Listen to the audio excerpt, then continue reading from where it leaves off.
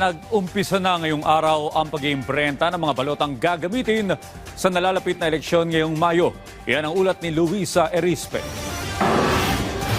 Umarangkada na ngayong araw ang pag-iimprenta ng National Printing Office ng mga balotang gagamitin sa 2025 national at local elections. Ayon sa Commission on Elections, higit 73 milyon na balota ang iiimprenta ng COMELEC at plano nilang tapusin ito sa loob lang ng 77 araw. Gagamitin natin ang makina ng NPO. The COMELEC will do everything necessary just to ensure that all supplies, all forms are ready by the time na dapat na andyan na ang ating halalan. Kada isang araw, 1 milyong balota ang iiimprenta ng COMELEC.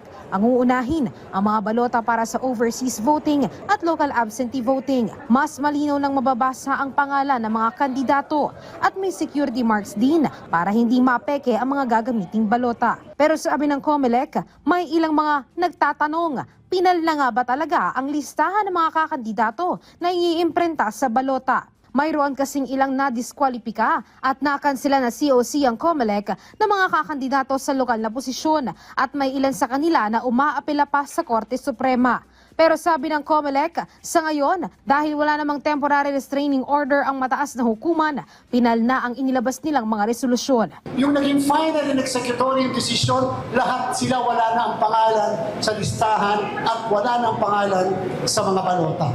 If something will happen, something will be issued, then we will be doing something. But the COMELEC will always find a way. Hindi pa nilalabas ng COMELEC ang pinanlistahan ng mga kakandidato para sa lokal na posisyon. Pero para sa national positions, may 66 na kakandidato sa pagkasenador at may 155 naman para sa party list. Luisa Erispe, para sa Pambansang TV, sa Bagong Pilipinas.